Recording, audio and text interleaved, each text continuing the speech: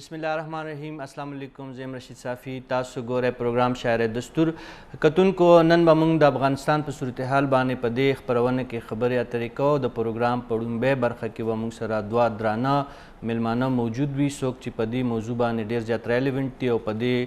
मौजू यानी द पाकिस्तान और द अफगानिस्तान चिकम सूरत हाल दे पहाड़ी बाने ढेर डूंगे नज़र साथी नमुंग बदागी नजान पयो ची दावक पदे सीमा के सरा रवान दी और परातलुन के वक्त के बाद सिकीगी दागी ढेर गटा वसी तजुर्बा दा डूंबे मेलमा चिकम दे आगा सर तारुफ मोहताज न दे द सेंट्रल एशिया और द अफगानिस्तान उमूर माहिर दे द पेशावर यूनिवर्सिटी पखवाने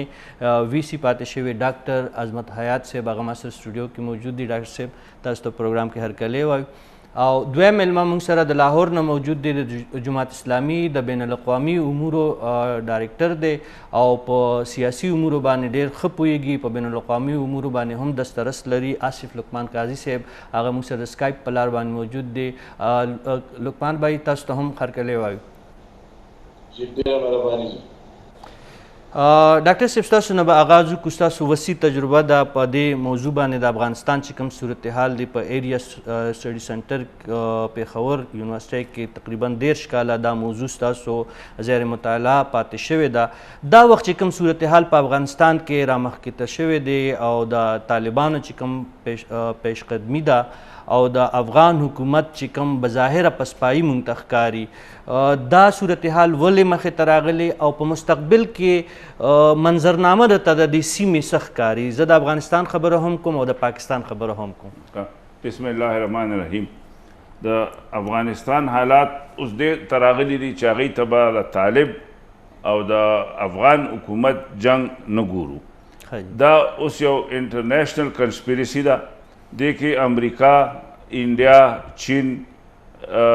रशिया दा टोल इन्वॉल्व दी तासु को गोरई द अमेरिकी एजेंडा प अफगानिस्तान की पूरा नशवा अगई दलता तालिबान पसनूर आगली अलकायदा पसनूर आगली दागी प्लानो बल्कनाइजेशन द दे इलाके बल्कनाइजेशन कोड और दागी गट मकसद दो चिर चीन इक्तिसादी तरक्की रे इशारा की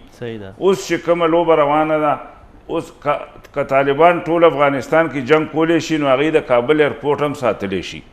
कर्जी हुकूमत हम द काबल एयरपोर्ट सातले शी को अमरीकनान वाला तुर्कियान रावली जगह चिर सिनक्यांग नवाला तर अजरबैजान पूरी बोस्निया पूरी दा टोल तुर्क कौम प्रोते और दोस्तम यो मीटिंग करो तालिबानो सरा और वगी ते वेलू मुंग तासु जनूबी तुर्किस्तान यो दगरा कई जगह च द आमू और हिंदुकुश तरमंद दा पखवा जनूबी तुर्किस्तानो नो उस चिरे द तुर्कियानो कम प्लान दे दी दोस्तम तक या कड़े रे दोस्तम ले वसला वर कड़े दा या अफवाह च दोस्तम बीमार दे और तुर्को तले रे नो आगई दा कई चे द हिंदुकुश और द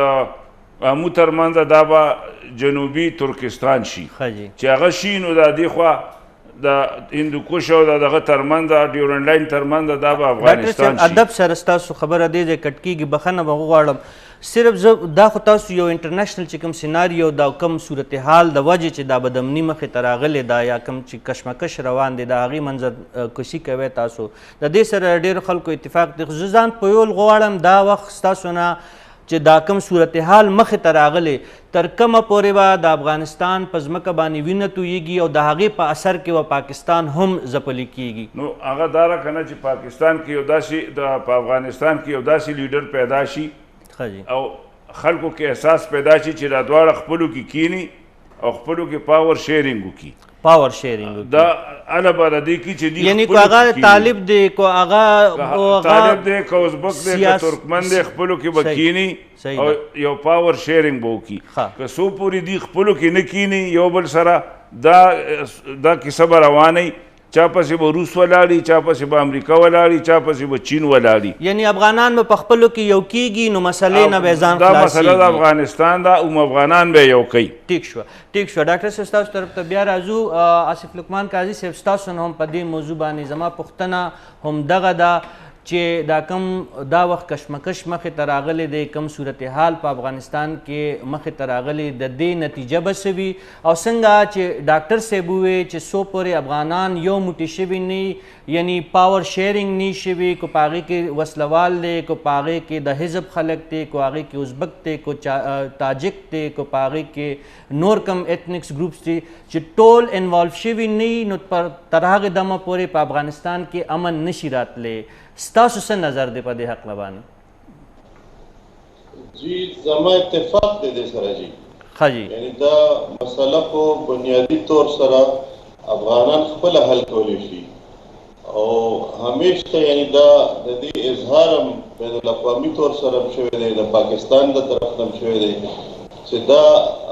افغان اوند او افغان لیډ پکار دي صحیح ده جی نو اوس چې امریکایي فوجونه د دې ځای نه وځي نو دا هماغه موقع ده چې دې دواړو فریقینو ته پکار دي چې یو بل ته اوږه ښکته کړي او دلته کې یعنې دا یو ډایورسیفاید ملک دی دلته کې ډېر تنوع دی لساني تنوع هم شته دی پښتانه دي پکې ظاهره ده ټولو کې غټ ګروپ پښتانه دي بیا تاجک دي ازبک دي ترکمن دي بیا هزارجات دي په دې کې او دغه شان چې دی په دې تېر شوي شلو کالو کې نوي واړه سیاسي تنظیمونه جوړ شوي دي بیا سابقه مجاهدین دي قاضي صاحب ستاسو په خبره زه پوه شم چې ستاسو د دې خبرې سره اتفاق دی چې شراکت اقتدار د فارمولې نه بغیر چې دی په افغانستان کې امن نشي قایمېدی زما ستاسو نه پوښتنه دا ده چې دا وخت ستاسو سره یو ډېر د جماعت اسلامي سره یو ډېر زیات ذهني هماهنګي لرونکي حزب اسلامي چې په یو وخت کې د افغانستان تر ټولو نه غټه غیر سرکاري ملیشا د انجینیر ګلبدین حکمتیار د هغه د کمانډ د لاندې وه دا وخت د هغې پته نه لګي هغې خو نه د طالب مونږ ته تر دې دمه پورې پته نه لګي چې هغې د طالب سره دي که نه هغه چې کوم دا سیاسي حکومت دی د هغې سره ولاړ دي هغه خو به خیر ټیک شوه د افغانستان خبره ده خو زما د جماعت اسلامي تر حده پورې ستاسو نه دا پوښتنه ده که چرې حکمتیار غوندې خلک که چرې رشید دوستم غوندې خلک چرې احمد ولی غوندې خلک صبغت الله مجددي چې کومه ډله وه د هغې غوندې خلک د دې پروسس نه بار کړی شو نو صورتحال به څه وي او د جماعت اسلامي سټانس به څه وي جي په دې کې جماعت اسلامي ظاهره ده چې د افغان قوم سره زمونږ همدردي او زمونږ ملګرتیا د افغان قوم سره ده که مخکې مونږ چې کوم د دې تنظیمونه وو دلته اووه تنظیمونه وو د دې مجاهدینو او هغوی باندې ظلم شوی و د هغوی مهاجرین دلته راغلي وو د هغوی د خدمت دپاره مونږ ټولو سره تعاون کړی و یوازې حزب اسلامي نه دی هغوی کې رباني صاحب ټولو کې اول کو مونږ ته رباني صاحب راغلی و نو زمونږ ټولو اوس هم زمونږ دې ټولو سره ښه تعلق دی طالبانو د ډلې سره هم زمونږ یو ښه تعلق دی زمونږ بنیادي طور سره د افغان قوم سره تعلق یعنی دا ستاسو اقرار دی چې کوم تحریک طالبان افغانستان چې کوم دی دا وخت د جماعت اسلامي پاکستان ورسره ښه اړیکې دي زمونږ ټولو سره دي یو ډلې سره نه نه ستاسو نه خو ډېر ګیلمن دی ډاکټر اشرف غني چې دی کم چې هلته سیکولر او لیبرل طبقات دي د افغانستان خاص کر د جماعت اسلامي نه ډېر زیات ګیلمن دی چې په تیر وختونو کې چې په افغانستان په خاوره کې چې کوم لاسوهنه شوې ده د بار ملکونو نه نو په هغې کې د ټولو نه زیات ککړ کوم جماعت پاتې شوی د پاکستان نو هغه جماعت اسلامي دی دا خبره صحیح نه ده زمونږ موقف چې دی هغه صرف سیاسي د امریکې د جارحیت خلاف و د افغانستان باندې د امریکې د قبضې خلاف و نور د هغوی په اندروني معاملات کې مونږ ګوتې نه دي والي اوس هم مونږ په هغې کې د هغوی چې کوم اندروني معاملات دي په هغې کې مونږ غیر جانبدار یو زمونږ رایه دا ده ظاهره ده د دې فیصله خو به افغانان خپله کوي چې هر یو عبوري حکومت جوړیږي نو په هغه د یو مضبوط حکومت وي چې د هغوی په ګراوند باندې د هغوی وجود وي زمونږ مخکې دا تجربه شوې وه چې په ګراوند باندې مضبوط چې دی نو د حکمتیار صاحب ډله وه د رباني صاحب ډله وه خو د هغوی په ځای باندې مجددي صاحب صدر کړی شو نو هغه پرفارمنس بیا نشو کولی. صحیح ده جی. ځکه موږ دا غواړو چې زمینی حقایق یو مضبوط عبوري حکومت ته جمهوریت اسلامي وایي چې جوړ شي او د هغې د لاندې د بیا عامې ټاکنې وشي یا چې څنګه کم یو نوې صورتحال کم مخې ته راځي په افغانستان کې هغه غواړئ تاسو غالبا. قاضي صاحب تاسو سره نورې خبرې اترې کوو خو ډاکټر صاحب دا خبره لږه مخکې بوځو تاسو خو وایي چې دلته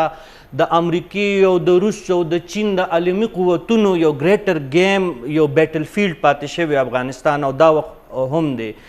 خو مونږ عام افغاني سره مونږ خبرې وکړو که هغه د هغه ځای سیاستدان وي که د هغه ځای صحافي وي که د هغه ځای انټلیجنسیا وي نو هغې د دغې قوتونو نه دونه ګیلمن نه دي چې څومره د پاکستان نه دي او بیا په تیره باندې چې څنګه جماعت اسلامي کم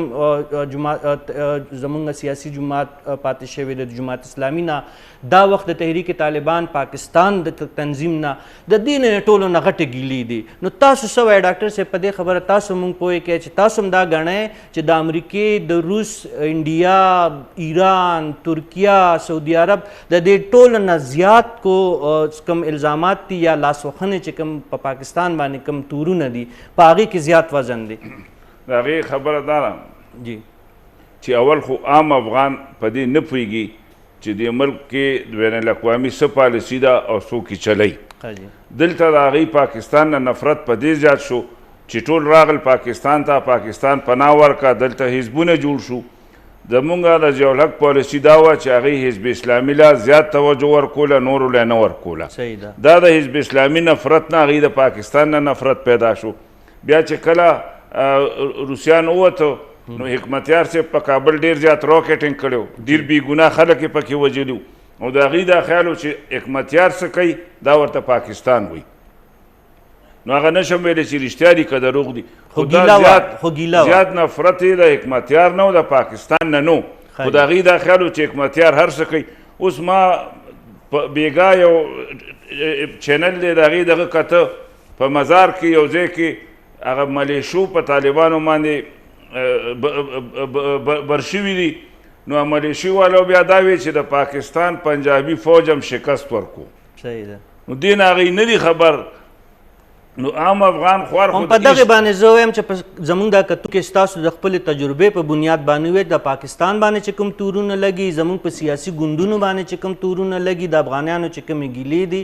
د دې حقایق څه دي او دا ولې دوی په دې خبره باندې ځان ګوره اول خو به زه دا وایم اول دې بخښنه غواړم اتې خو افغان قوم عمرانی کې فراموشه به بل پیدا نه کړي. دلته وخت تیر کو عرص یې وکړه بیا هم د پاکستان نه مني. افغانستان کې اوس داسې حالات پیدا شوی دی چې که وره ډېره وشي وایي دا پاکستان وروله که باران ونه شي وایي دا ورته پاکستان خدای پاک ته ویلي دي. د هغې نفرت غونته جوړ شوی دی خو بیا د پاکستان نه هېڅ چاره هم نشته. نو ډاکټر صاحب دا طالبانو دا موجوده چې کوم تحریک دی هم زموږ سیاسي مشرانو هغې ته خپل سټریټیجک بچي ویلي دي زموږ سیاسي مشرانو د هغې په سر باندې لاس ایښودی چې کوم غټ طالب رهنما دی یا په کراچۍ کې راوتی دی یا په کویټه کې پیدا شوی یا په ابټاباد کې راوتی دی. نو دغه الزامات چې کوم دي یا دغه کوم حقایق چې دي په دغه تناظر کې کو افغانان ګیله کوي نو په ځای نه دي تاسو په خیال باندې ډاکټر صاحب تاریخ طالبان چې څنګه وجود کې راغی نه نصیر الله بابر جوړ کړی دی او نه زموږ فوج جوړ کړی دی. د هغې حالات ډېرو کمو خلکو ته خپل بچي خو یې ورته ویلي دي که نه څنګه بچي خو یې ورته ځکه ویلي دي. ګوره احمدشاه بابا په ملتان کې پیدا و ما ته یو افغان وښیه چې د هغه دلته څه نه یا یو بنیاد نه یو خو راته وښیه مونږ کابل ته تللي وو بې د ریکټر نه د یو پروفیسر بچي په کابل کې نو ټول په پېښور کې نو د هغې مطلب خو دا نه دی ډاکټر صاحب چې یو ساورنټ یو خودمختاره چې کوم افغانستان دی په هغې کې د بل وطن راشي بل ملک ته راشي او لاسوهنه دي. یو خو به دا زه ووایم ښکاره او دا پکار هم ده پاکستان د افغانستان کې سیاسي تبدیلو ته یا نور ګړبړ ته خاموشه نشي پاتې کېدی. دا خلک غلطه خبره کوي چې موږ ولې انټرفیرنس کوو. د ټول همسایه ملکونو کې یو پاکستان دی چې د افغانستان په ډیولپمنټس باندې اثر غورځېږي. که څوک دا پالیسي وایي چې یاره هینډز اف افغانستان دا تبۍ د موږ دپاره. صحیح ده ډاکټر صاحب ساده غوندې خبره به وکړو. دا وخت دوه قوتونه په افغانستان کې ډېر نمایه دي. یو د ډاکټر اشرف غني حکومت دی په کابل کې بل طالبان چې کوم تحریک دی هغه په زور باندې دی. دا وخت د BBC ریپورټونه موږ وګورو، کو د اقوام متحده ریپورټونه وګورو، نو هغه پرمختګ په طرف باندې روان دی او مختلفې علاقې د طالبان په تسلط کې را روان دي. تاسو راته ووایئ چې دا وخت پاکستان چې کوم دی جی زما لږ ستاسو په سوال باندې تحفظات دي. خاجي زه ستاسو طرف ته تاسو چې دا څنګه دا سوال فریم کو کړی دي خاجي نو دا درست نه دی. یعنی جماعت اسلامي پاکستان باندې دا سپیسیفیک دومره ګوته نه ده اوچته شوې. دا ستاسو دا دغه درست نه دی. زمونږ چې کوم د تعلق خلک دی هغه خو کابل کې هم ناست دي. صحیح دی. تاسو خپله ووایئ چې حزب اسلامي سره ستاسو تعلق دی. حزب اسلامي لیډر چې دی نو هغه په کابل کې دی. همدغسې جمعیت اسلامي سره زموږ تعلق دی. زموږ بنیادي طور سره تعلق چې دی د افغان قوم سره دی او د مسلمان په حیثیت باندې دی. هغوی سره چې ظلم کېږي نو زموږ چې زړه خوږېږي. هغوی دلته په هجرت کړی و نو جماعت اسلامي د هغوی خدمت کړی و. جماعت اسلامي رامخکې شوی او د افغان مهاجرین ته چې چرته چا بدرد ویل چرته چا په حمله کوله چې جماعت اسلامي کارکنان رامخکې شوي دي هغه افغانان یې بچ کړي دي. نو دا ستاسو دا فریمینګ چې دی دا درست نه دی. ټیک شو. ستاسو بالکل ستاسو چې کوم وضاحت دی هغه مخې ته راغلی. زه ستاسو طرف ته راځم، تاسو به نور هم په دې باندې په ډیټیل کې خبرې وکړو. خو ډاکټر صاحب تاسو نه چې ما کومه پوښتنه کوله، دوه قوتونه دي دا وخت. یو طالب دی په افغانستان کې، بل د اشرف غني حکومت دی. دا وخت د پاکستان ریاست چې کوم دی تاسو څه ګڼئ چې د چا سره خبرې اترې وکړي چې د افغانستان په دې ځمکه باندې چې دا کوم اور لګېدلی او موږ ته په راروان وخت کې زموږ الله دې وکړي چې زموږ اندازې غلطې وي، خو دا اور چې دی دا نور په تیزۍ باندې خورېدونکی هم دی. ستاسو په نظر باندې پاکستان ریاست څه وکړي؟ کم یو کردار ولوبئ چې دغه اور چې کم لګېدلی چې یا مړ شي یا کم از کم شي؟ اول خو به زه دا ووایم چې په افغانستان کې اشرف غني اړو قوت نه دی. دا د امریکې فوج جوړ کو، د ده په شا ودرېده. ده که ووټ اخیستی دی په پرسنالټي نه دی اخیستی، ووټونو داسې خو طالب هم چا نه دی راوستی. ډاکټر صاحب بیا خو طالب یو قوت دی ځکه چې عوام راغونډ شوي دي. صحیح ده. د هغوی تنخوا یعنې تاسو دا ګڼئ چې دا وخت افغاني قوم چې دی هغه د طالب په شا ولاړ دی؟ ښه بل دا ده چې د طالب د امریکنیانو وتو نه مخکې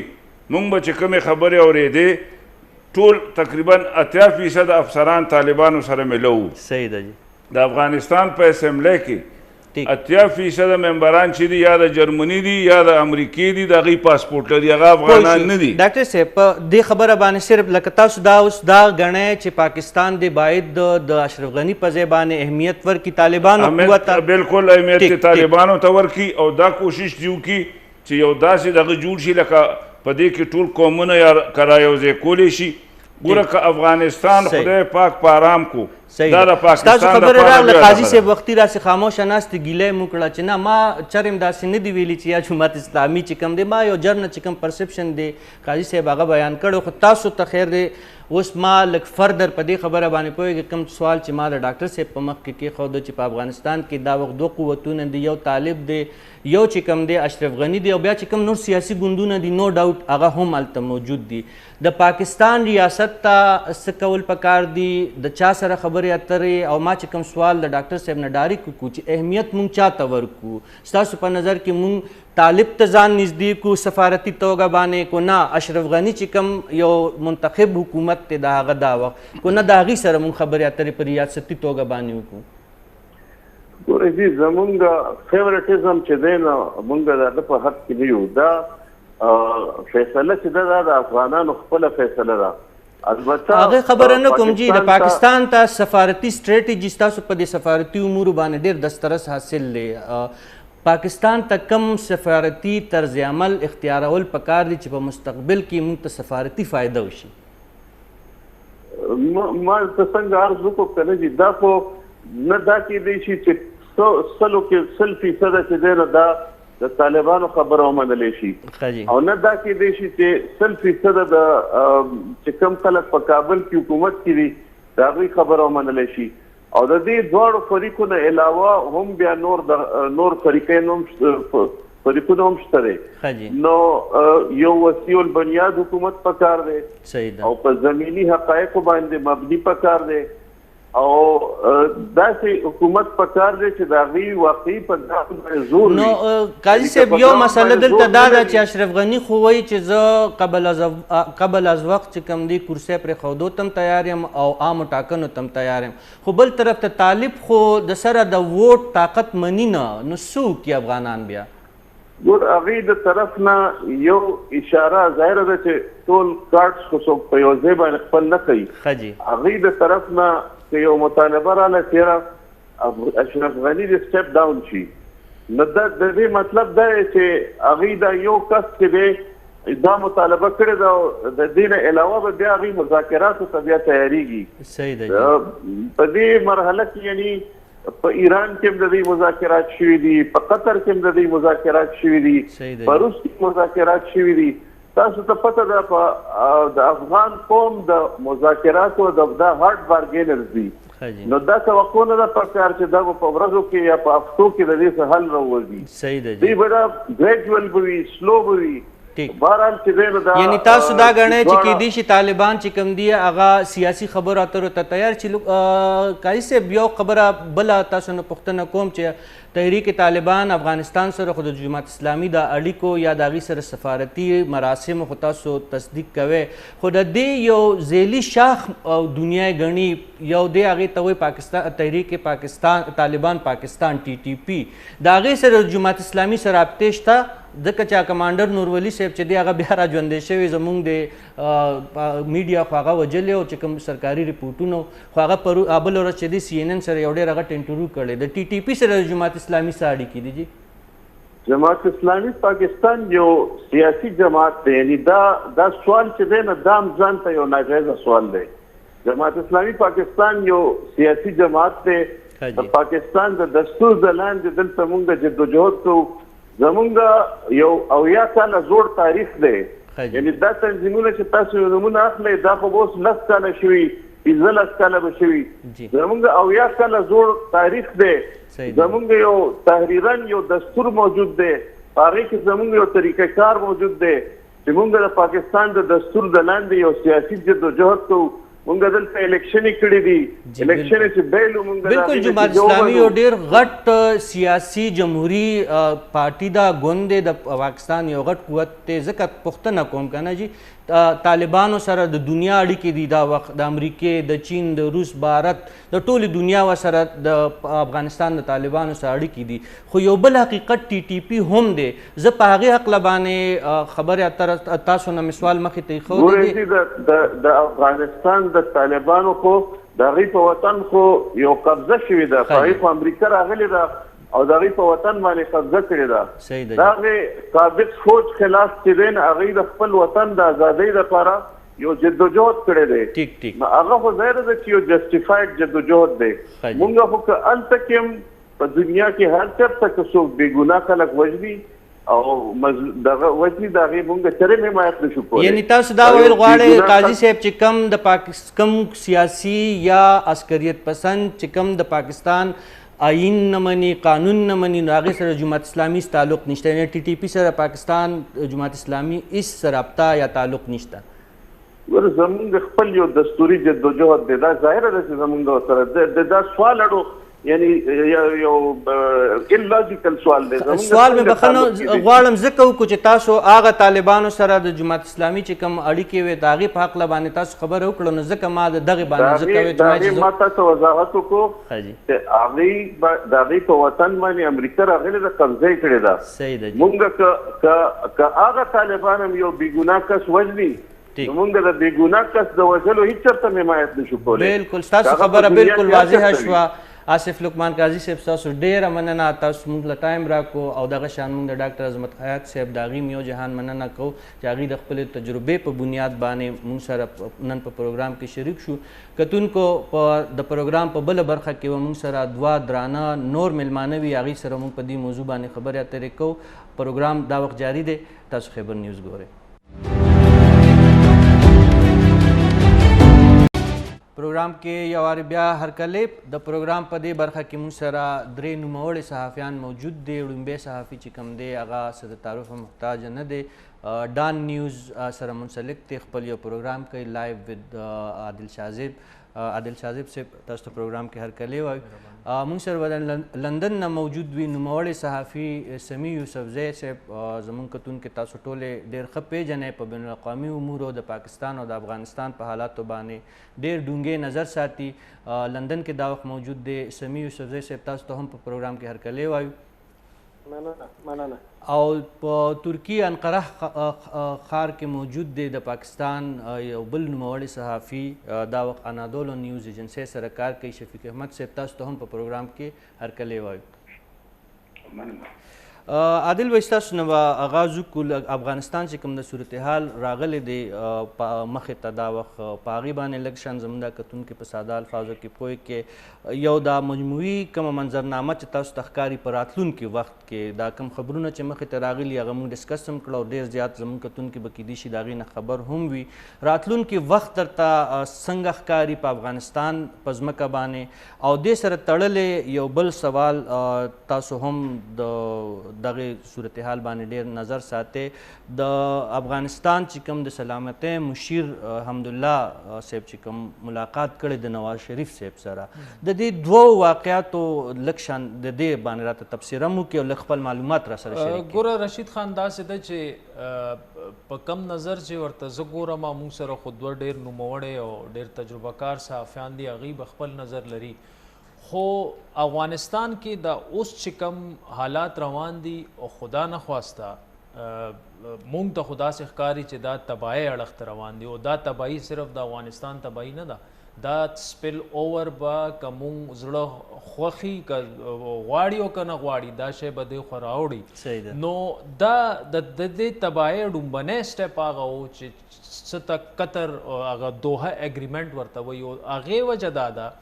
چې دنیا کې داسې یو کامیابه ترین ملک نو چې هغه دغه چې د اګریمنټ یې سیلیبریټ کړی نو خو په هغه اګریمنټ کې دی طالبان راوستل او انټرنیشنلی ریکګنایز کړ لیجیټیمیسي ولا ورکا خو په هغې کې بلنډر دا وکړو چې د افغانانو یو جمهوري حکومت هغه بالکل ابندن کو هغه صرف د افغاني خبره نه و هغه د ګوره د افغانستان یو خپل آئین دی د افغانستان یو ریاست دی تا ریاست بالکل سایډ ته کو تا طالب ځان سره کېنولو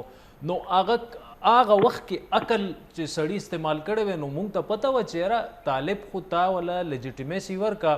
هغه به اوس ولې افغان حکومت سره کینی نو دا اوس چې کم روان دي دا هغه ډومبنی په هغې کې بلنډر و اوس خو طالب دغه وي چې وروره ما د امریکې نه هم جنګ وګټلو اوس اشرف غني ته څوک نو دا خو نور به سمی په افغانستان باندې نور خبرې څو پورې د نواز شریف د میټینګ خبره ده دغه میټینګ تقریبا 4-5 میاشتې وړاندې پلان شوی دی او دا د حمدالله محب میټینګ نو دا اشرف غنی صاحب په خپله ریکویسټ کړی و د نواز شریف نه چې زما د حکومت وفد راځي او تا سره به ملاویږي په لندن کې او د افغانستان کې چې څه روان دي په دې باندې موږ لږ یعنی د معمول یو سفارتي سرګرمي معمول یو په هغې کې بیا کشمیر الیکشن راغو دا لږ وځنډولی شو دا میټینګ خو د دې میټینګ دې سره تعلق نشته چې حمدالله چې دی هغه د پاکستان خلاف یو بیان ورکو او هغې نه پس نواز شریف دا میټینګ ورسره سکیجول کو دا داسې نه دي د دې سره څه تړونې نشته نور به ځان پوه کو لندن کې موجود دی سمیع یوسفزی صاحب ډېر باخبره صحافي دی دا کوم پوښتنه چې سمیع صاحب ما د عادل صاحب مخې ته کېښوده ستاسو وړاندې هم دم د افغانستان صورتحال ډېر د نږدې نه تاسو ګورئ اگر چې په لندن کې موجود دی خو ستاسو چې کوم نظر دی نو هغه د پاکستان او د افغانستان په صورتحال باندې همیشه وي تاسو نه ځان پوهول غواړو دا کوم چې خبرونه راځي د طالبانو دا پرمختګ څومره حقیقي دی او دا کوم چې انټرنیشنل میډیا یا د پاکستان دا میډیا چې موږ ته وایي چې د افغانستان چې کوم موجوده دولت دی چې جمهور رئیس ډاکټر اشرف غني دی هغه په پسپایۍ باندې مجبوره دی دا ستاسو په نظر کې دا خبره څونه صحیح یا غلطه ده او ستاسو نه همدغه پوښتنه په دې لندن کې چې دا کم حمدالله محب صاحب کوم ملاقات کړی دی نواز شریف صاحب سره د دې پس منظر څه دی او پیش منظر یې څه دی مننه رشید خان تاسو او شفیق صاحب او ټولو مېلمنو ته سلام زما په خیال تر کومه چې د شریف او د حمزه محب صاحب په ملاقات دی عادي ملاقاتونه وي نواز شریف دا وخت افغانستان کې حکومت و د پاک د سیاست یو اهم جزء ده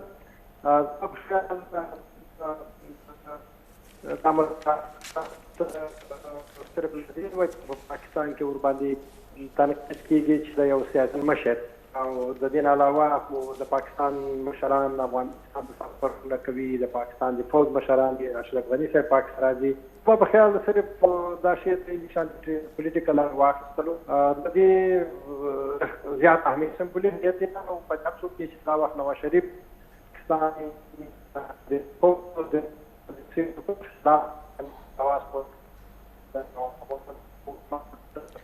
سمي صاحب تاسو نو بخنه غواړو تاسو غږ ماته صحیح نه را رسي نو پروډوسر صاحب ته موږ دا خواستو چې تاسو سره دوباره اړیکه قائمه کړي مین وایل زه غواړم چې شفیق صاحب تاسو طرف ته راشم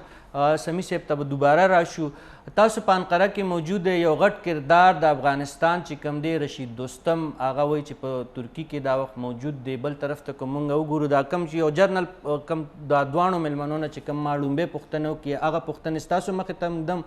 خو ستاسو د انقرې د موجودګۍ نه فایده اوچتول غواړم د دې ترکي په کې څومره کردار دی د افغانستان په دې راتلونکي وخت کې او په موجوده صورتحال کې او دا رشید دوستم چې غلی دی نو واقعي دی صرف بیمار دی که نه دا هم د یو بل لوبې کومه یو حصه ده او دا رشید دوستم دا وخت چې کوم د هغه خاموشي ده او دغه شان دا نور چې کوم قوتونه دا وخت خاموشه ناست دي او د ترکي سره د هغوی اړیکې دي نو دغه کوم صورتحال د ترکي کردار راته لږ وضاحت وکړئ جي تاسو ډیره مننه رشید صاحب زړه باندې خبره به د جمهوریت کوم د چې د مخکې په جمهوریت باندې خبره وکړه صرف هغه ریکارډ د پرتاس ته ده چې ریکارډ دا دی چې تیرو شلو کالو کې په افغانستان 35 مليون آبادي ده 15 مليون آبادي ده هغه کې صرف 9% خلک ريجسترډ شوي دي او د اخري الیکشن کې چې اشرف غني صاحب صدر منتخب شوی دی په هغه الیکشن کې هغه ته 21% ووټ بلو شوي لہذا د نظام ته کوڅلي جمهوریت په نوم په دې نه پیژندل دا جمهوریت دی د افغانستان ته تاریخ وګوره تاریخ چې کله افغانستان کې جمهوریت او خصوصا غربي جمهوریت نه پاتې شوی لہذا د مزاج مختلف تاسو کوی چې جمهوریت د هر مسلې علاج مزاج فرضانی طور دا نه مننه ځکه چې د چاینا ترقی دا د ایسټرن د فاریس ملکونو ترقی هغه په جمهوریت باندې نه ده چې موږ وسترن جمهوریت ته پاتې شول موجوده حالات چې کوم یو د عبدالرشید دوستم صاحب خاموشي ده زه دا باور کوم چې دا یو د پلان هم کېدل چې ځکه چې د طالبانو چې کوم د بونس نه د اټیکس واکړي دي امروز واکړي دي د اغینا مختلف مخکې عبدالرشید دوستم تعلقات او سفرون سره خدي بلکې هغه په شبرغان کې هغه د دلسه هغه چې کوم یو نوی گورنر راغلی په جوزجان کې د هغه مخالفت هم کړی دی لہذا دا سیاسي هم کېدای شي او زما په خپل خیال ځکه چې هغه ته پته ده هغه هر دور کې په څه طریقې سره په دولت کې پاتې شوی دی هغه خپل قوت لري هغه سره خپل ذاتي هغه وارلارډ دی خپل ذاتي ملیشیا هم سره شته دا خپل یو نیت دی زما په خپل خیال دا خاموشي سیاسي کېدای شي دا هغه بیمارتیا نه زه فقط خبر نه یم چې هغه واقعي بیمار دی او پاتې شو د ترکي چې کوم یو معاملات په افغانستان کې زما په خپل خیال افغانانو ټول غټ وطن چې دی وطن هغه دغه خبره چې حالات امني په ذهنونو کې د پاکستان خلاف ډېر ځار دی او ډېر خلاف خبره کوي پاکستان د افغانستان ډېر کور دی او ترکیه دریم کور دی دلته دومره افغانیان دي افغان سره د دې مینه هم ده دلته کې نو سکالرشپ ترکي حکومت ورکړي دي افغانانو الکان لپاره سلطان لپاره هغه ډېر زیات بلکې د مالی معاونت هم کوي دې علاوه چې سیاسي دغه پاتې شو نو خاص په خاطر چې اسلامي دنیا کې تقریبا 56 ملکونه دي نو هغه کې د طیب اردوان څخه خپل چې کوم اوقات دی هغه ډېر کار دی د هغې حیثیت په اسلام په مسلم دنیا کې په پوره نړۍ کې ډېر واضحه دی. خو د هغه بلکې که موږ دا وګورو چونکې صرف د نیټو حصه پاتې شوې ده 20 کاله هغه هم په افغانستان کې واخلو تاسو به یو واقع د طالبانو اړخ چې په ترکي پوځیانو باندې حمله شوې. زما په خپل خیال د افغانستان شفیق صاحب تاسو غالبا دا وایي چې د امت مسلمه کې د پاکستان نه او د سعودي عرب نه پس یو مهم کردار د ترکی هم دی. زه غواړم چې سمی صاحب سره وختي زموږ خبره کمپلیټ شوې نه وه او که د هغې سره زموږ رابطه بیا به حال شوي. سمی صاحب تاسو زما غږ اورئ؟ جی آواز راځي. جی هم ستاسو خبره وختي مخې ته به وضو د افغانستان په صورتحال باندې تاسو ځان پوهیو تاسو څه منظرنامه وینئ او دغه کومه خبره چې وختي نیمګړه پاتې شوې هغه راته پوره کړي. نو زما په خیال د نواز شریف او د حمدالله محب ملاقات یو عادي ملاقات و، خو چونکې دا وخت نواز شریف د پاکستان د حکومت او د پاکستان د اسټابلیشمنټ پر خلاف ډېر غږیږي، نو دې امله دوی دې ته یو سیاست ورکوي د پاکستان د حکومت یا د عمران خان ډلې. نور زه فکر نه کوم چې د دې ملاقات کوم ډېر غټ اثر به وي د افغانستان او پاکستان تعلقاتو باندې، که نواز شریف دا وخت یو مرکزي حکومت کې نه ده او په خپله په بهر کې پروت ده او دا څومره چې د افغانستان د منظرنامې خبره ده زما په خیال اوس هم د افغان حکومت باندې فشار زیات ده. خو تېرو 2 میاشتو کې چې طالبانو کومې سیمې نیولې دي او هغه نه وروسته چې طالبانو کوم عملونه هلته کړي دي د خلکو سره، د هغې نه وروسته یو ډول طالبان باندې د خلکو هغه اعتبار ډېر کم شوی دی. مخکې به خلکو دا فکر کاوه چې دوی راشي دوی به لږ تبدیلي شوي خلکو سره به یې رویه بده وي. نو له دې امله زه فکر کوم چې طالبانو چې کومې سیمې نیولې وي هغه د جګړې په نتیجه کې نه وي نیولې، بلکې افغان حکومت د خپلو کمزوریو له امله نه هغه سیمه پرېښودلې او ورو ورو بیرته اوسه پورې 15 ضلع یا ډسټرک واپس نیولې دي. خو بهرحال افغان حکومت سره چیلنجونه را روان دي او د دې افغانستان مستقبل چې دی لکه څنګه چې عادل شاهزیب ویلې یو خطرناک ته روان ده او دا چې عادل شاهزیب ویلې چې قرارداد وشو امریکایانو سره قرارداد امضا شو طالبانو ته لیجیټیمسي یا یو روایت ورکړو. زما په خیال طالبان اوس هم په انټرنیشنل مارکیټ کې د یو ان په لیست کې د امریکې په لیست کې هغوی ورته یو دهشتګرد ګروپ په شکل باندې ګوري او دوی چې په نړۍ کې سفرونه کوي هغه هم د یو ان د سکیورټي کونسل نه اجازه اخلي او طالبانو چې اوس کوم د خلکو سره رویه شروع کړي یا خلکو باندې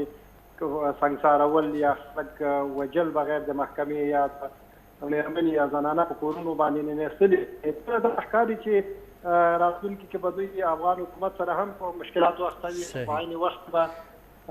یعنی سمی صاحب تاسو هم ګڼئ چې راتلونکي وخت د افغان ولس لپاره یو وارې بیا د ازمایش وخت دی. عادل بھائی تاسو چې کومه وختي کومه خبره کوله د هغې خپل ځای د هغې خپل اهمیت په خپل ځای باندې دی، خو زه ستاسو نه لږ شان دا بحث مخکې بوځو دا پوښتنه له کول غواړم چې یو خو دا څنګه چې سمی صاحب ووایي چې طالبانو ته اوس هم نړۍ چې کوم دا د یو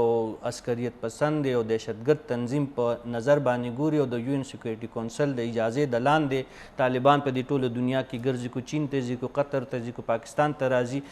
یو خو راته دا ووایه که دغه صورتحال خو ټیک شوه دغه په خپل ځای باندې دی، تاسو دا نه ګڼئ چې د دې دونه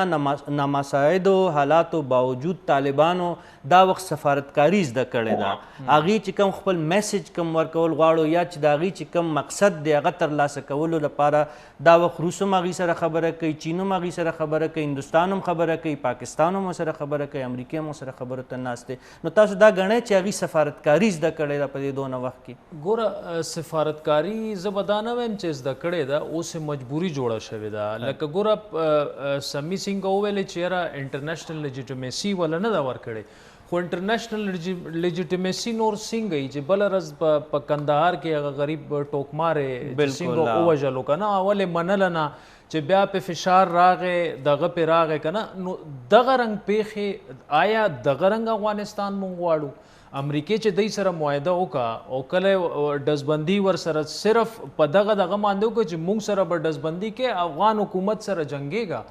نو هغه ځای کې امریکای چې کم کردار پاتې شوی دی نو په هغې باندې سوالونه راپورته کیږي چې یاره تا خو افغان حکومت او افغان ولس بالکل هغوی له په پلیټ کې ورکړه چې تاسو ورسره څه کوئ هغه کوئ لکه 20 کاله ستاسو جنګ افغان ځواکونو کو افغان عوامو کو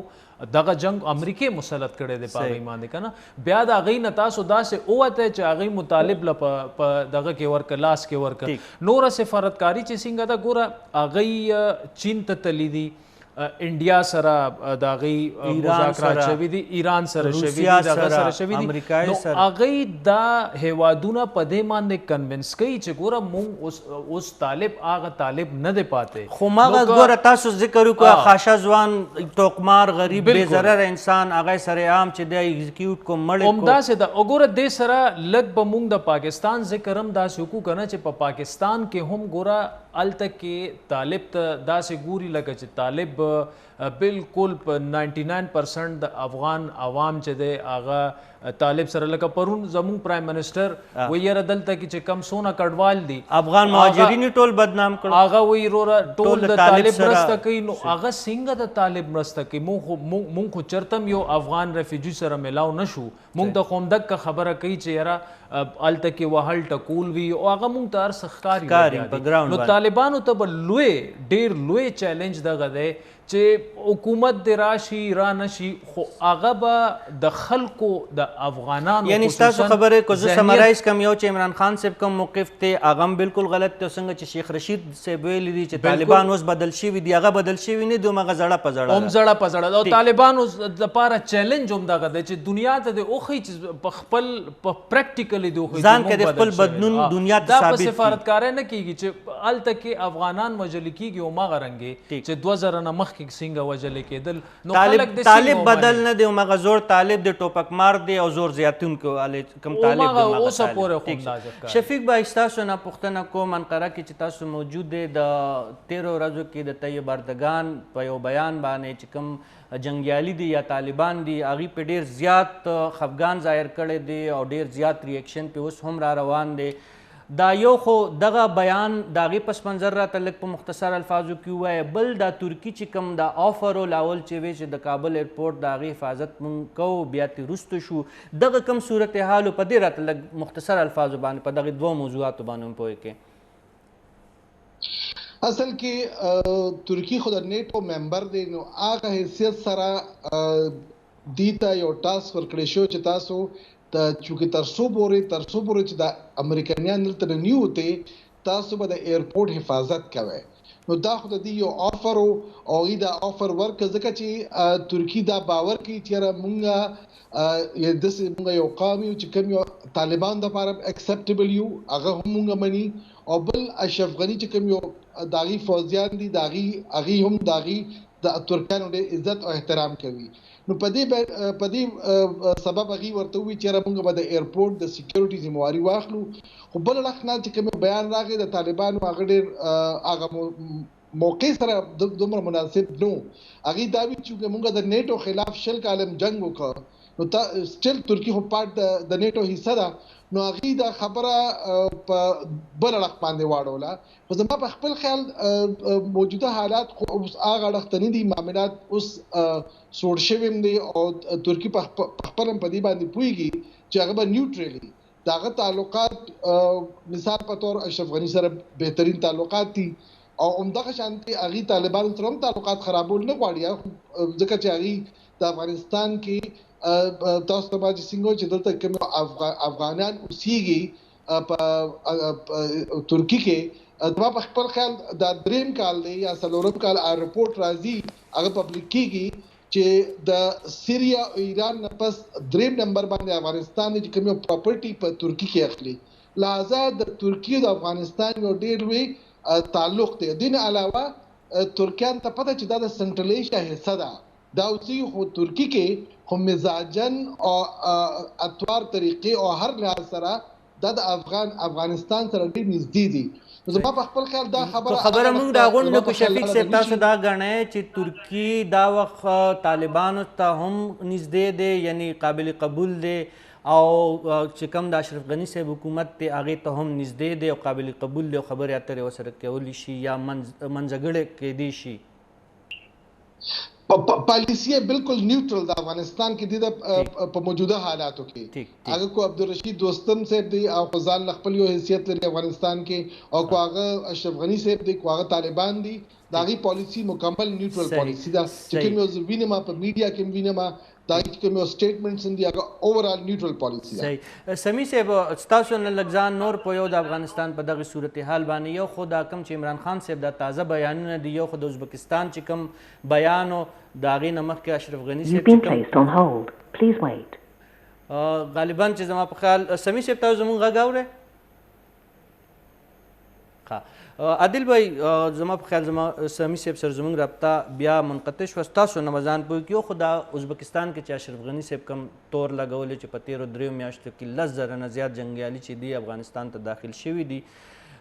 دغه الزام کې څونه صداقت دی یا هغه څونه نامناسبه تاسو ته ښکاري دې سره سره د سپین بولدک چې کومه واقع وشوه او هلته چې کومې ډایرکټ د پاکستان ایرفورس باندې الزامات ولګېدل چې هغه راغلو د طالبانو په حمایت باندې چې کومو د افغان ایرفورس خلاف چې کوم هغې مزاحمت وکړو دغه قسمه الزامات او د دې نه وړاندې چې کوم محب صاحب چې کومې نیوکې کړي دي یا دغه شان چې کوم د افغانستان نور کوم قیادت چې د پاکستان نه چې کومې ګیلې دي په دې کې څونه حقیقت دی او دا څونه فسانه ده ګوره په دې کې جی ډاکټر صاحب اشرف غني چې کومې خبرې دي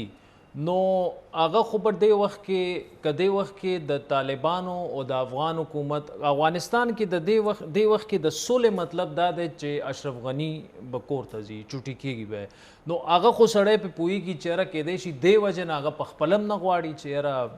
په جنګ کې کیدای شي د هغه بهتري او اوس هغه آفر هم ورکړو چې قبل از وقت انتخابات توشي راشي سټیپ ډاون کېدو طالب خو انتخابات نه مني ډیډ لاک هم همدغه ځای کې دی خو چې څو پورې د امرالله صالح او د حمدالله محب خبره ده نو دا دواړه داسې کسان دي چې دوی هغه موقع ګوري چې پاکستان سره څومره تعلقات خراب وي نو د دې دواړو پکې فایده ده لکه دکان چلیږي د دوی داسې خبرې لکه چې هغه نه سفارتي آدابو کې راځي نه سفارتي لینګویج دی لکه هغه راپاسي او داسې خبرې کوي چې دلته کې په پاکستان کې ګوره ډېر کم خلک داسې دي چې هغه د افغان ولس او د افغان حکومت په حق کې خبره کولی شي دا یو فیکټ دی خو دا داسې خلک چې دا راپاسي او داسې بیانونه ورکوي لکه ګوره اوس حمدالله محب چې کومې خبرو کې هغه لیټرلی پاکستان ته کنزل کولی که نه نو زه د هغه کنزل عادل بھائی چې زموږ وزیر داخله راپاسي او هغه وایي چې طالبان بدل دي طالبان چې کوم دي هغه د ټوپک د لارې خبرې نه کوي بل طرف ته چې کوم وګوري روزانه هغوی ټوپک هم استعمالوي بمونه هم استعمالوي هماغه شان اټیکس هم کوي دا خبرې هم حقیقت دي چې په ماضي کې ګوره ټي ټي پي به موږ ته دا ویل کېدل چې ټي ټي پي چې دا الګ بالکل جدا انټیټي ده او تحریک طالبان پاکستان جدا انټیټي ده خو بیا وخت ثابت کړي چې دې دواړو کې دونه تفاوت دونه څه فرق نشته نو دا ټولې خبرې چې کوم دي نو په پاکستان چې کومې ګوتې د کابل نه اوچتېږي نو د هغې دپاره ډېر سټرانګ دلایل دي ګوره د شیخ رشید سټیټمنټ وکړه هغې نه مخکې د شاه محمود سټیټمنټ وکړه د عمران خان داسې سټیټمنټونه راغلي دي پاکستان کې ډېر په های لیول باندې دا زه تا ته ډېر یو کریډیبل دغه خبره کوم چې ډېر په های لیول باندې نه صرف د دې غندنه شوې ده بلکې د دواړو منسټرانو ته ویلي شوي دي چې یاره تاسو افغانستان معاملاتو کې به داسې خبرې بالکل نه کوئ خو د دوی دا بیانات یو اړخته که او حمدالله محب او امرالله صالح چې څنګه خبره کوي نو هغه خو بالکل مطلب په خپله په افغانستان کې د هغې غندنه کېږي نو دا دواړه کسان داسې ښکاري چې دوی سره کمې عهدې دي دا د دې قابل نه دي د دې قابل نه دي سمی صاحب تاسو زما غږ اورئ غالبا زموږ ستاسو سره رابطه کې ډېر ستونزې دي ستا اواز راځي خو ستا د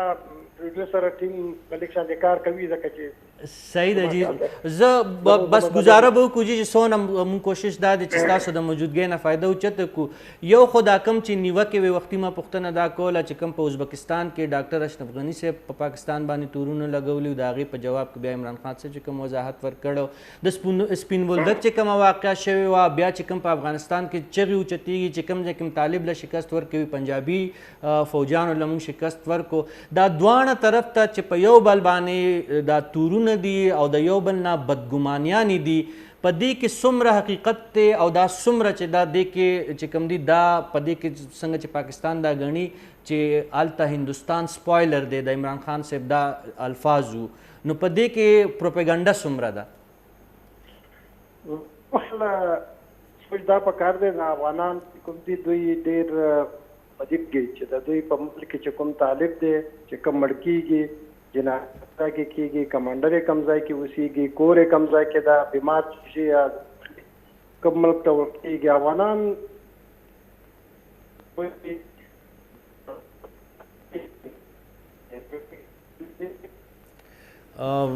بدقسمتۍ نه سمیع صاحب سره چې دی زمونږ رابطه هغه نه به حل کېږي لاړ به شو انقرې ته او د شفیق صاحب نه وضاحت پوه کړو. شفیق صاحب تاسو نه همدغه پوښتنه ده دواړه ملکونه چې په ډول باندې تورونه لګوي پاکستان او افغانستان پاکستان د افغانستان نه خفه دی افغانستان د پاکستان نه خفه دی تاسو ورته په کم نظر ګورئ چې ګناه کم طرف ته زیاته ده؟ دا مونږ د ټولو بحث کې یو شی مونږ هیر کا هغه د انډیا رول دی جی جی دا عمران خان صاحب ورته هم پرون انډیا ته سپویلر ویلې دي نو همدغه تاسو د انډیا په دې سیاست او د هغې په دغې حالاتو باندې ډېر ښه پوهېږئ. جی تاسو رشید صافي صاحب دا پرون راغلی دی دا کمانډر اف یو ایس سپیشل اپریشن جنرال ریچارډ ډي کلارک ٹھیک وا دا یو ورځ پس چې کوم یو دا انټونی بلینکن دی سیکرټري دا دوه ورځې کې دوه امپورټنټ خلک لګیا دي انډیا سره مذاکرات کوي او ټاپک افغانستان دی ٹھیک وا نو تاسو دې ټول بحث کې موږ هندوستان نشو دا کولی دا ریزن تاسو ته وایم تاسو چې پته تقریبا 15,000 د پاکستان د بلوچستان خلک د بلوچستان صوبې خلک په کندهار کې اوسېږي 15,000 اٹیک الته نه کېږي بي ال اف د دواړو رپورټ راغلی دي چې دوی دوباره منظم شوي دي او په دې کې اجیت دوول خپل رول پلی کړی دی موږ اجیت دوول رول بالکل په دې افغانستان سچویشن کې نشو وکړی انډیا په خپل رول ایز ا سپویلر خامخا پلی کوي ځکه تاسو ذهن کې وساتئ په 2001 کې ازبکستان کرغیزستان امریکای له بیسز ورکړي وو او تاجکستان کې د هندوستان دوه اسپتالونه شفاخانه وي موجوده حالاتو کې ټول سنټرلیشن سټیټ امریکای له بیسز نه ورکړي ورته انکار وکړ پاکستان ورته هم وایي چې موږ تاسو ته بیسز نه درکو امریکای ته وایي نو چې امریکا د دې ایریا نه څنګه وتی شي خامخا هغه به انډیا یوټیلایز کوي او انډیا ویل کنټینیو پلیینګ رول ایز ا سپویلر او موږ د تمام معاملاتو کې کوغه افغانستان کې دی مثال په تور پرون د رشیا نه سټیټمنټ راغی چې مونږ وینو چې هغه نو نه دی اغسته او ډیفینیټلی هغه د داعش خبره کوي چې سیریا نه یو ټیرریست اورګنایزیشن دی هغه التر او تخدل هغه لاړ او افغانستان کې باغه فعال کیږي دا د رشیا سټیټمنټ دی صحیح نو مونږ خبر یو چې را د داعش لپاره سپورټ چا ور کړی دی صحیح دا خو ډیر اوپن سیکرټ دی یعنی تاسو هم دا غنئ څنګه چې عمران خان صاحب وایي چې ټیک تا د پاکستان او د افغانستان ترمنځ به عادل صاحب چې څنګه عمران خان صاحب بیان داو چې د پاکستان او د افغانستان په منځ کې مسلې موجود دي خو زیات چې کم هوا ورکوي د اختلافاتو ته په هغې کې د انډیا کردار د هغې په نظر کې ډېر ګناهونه دی او ډېر د مذمت وړ کردار پاتې شوی دی. یو بل اخیری په دې زما پروګرام وخت چې دی هغه تقریبا سر ته رسېدلی دی خو زه تاسو نه اخیری کوېسچن زما دا دی چې کوم دا وخت پاکستان په بیک ډور ډپلوماسي کې لګیا دی د پاکستان د قومي سلامتۍ مشیر چې دی دا وخت په امریکا کې دی د دې نه مخکې چین ته تللی او بیا ازبکستان کې موجود و د پاکستان راتلونکي وخت کې د پاکستان کردار د افغانستان په مسله کې درته څونه مهم ښکاري؟ پاکستان کردار دومره مهمه دی څونه چې د افغانستان خپل کردار په د افغانستان په امن کې مهمه دی او د ډاکټر محید یوسف چې دی دا ما ډیر نږدې نه اولم ورسره کار مم کړی دی او پیژنو دا د کې د ډیرو سیزونو کې ویژن د هغه د امپلیمنټیشن په بیا مخکې د پاکستان حکومت کوي لګیا دی نو را روان وخت کې زه دا وینم چې طالب که فرض وکړه د وسلې په زور باندې مخکې ځي نو هم د پاکستان کردار پکې ډیر مهمه دی او کنه دا د مذاکراتو د لارې که مذاکراتو د لارې دا شی مخکې کیږي نو د پاکستان نه بغیر نشي کولی یعنی د پاکستان کردار مهم دی او د پاکستان چې کوم صورتحال دی هغه د افغانستان سره تړلی دی دوی زمونږ خلاصي نشته کو امن دی نو زمونږ پکې فایده ده او کو جنگ دی نو زمونږ پکې نقصان بالکل همداسې ټیک شو کتونکو دا زمونږ د نننۍ ورځې پروګرام تاسو د درنو میلمنو خبرې اترې واورېدې د ټولو میلمنو په دې موضوع باندې ډېر غټ دسترست و زړه خو م غواړي چې د دې سره نور هم خبرې اترې وکړو خو د پروګرام وخت سرته رسي زه د خپلو ټولو میلمنو د یو جهان مننې سره ستاسو نه عزت غواړم د لوی الله په امان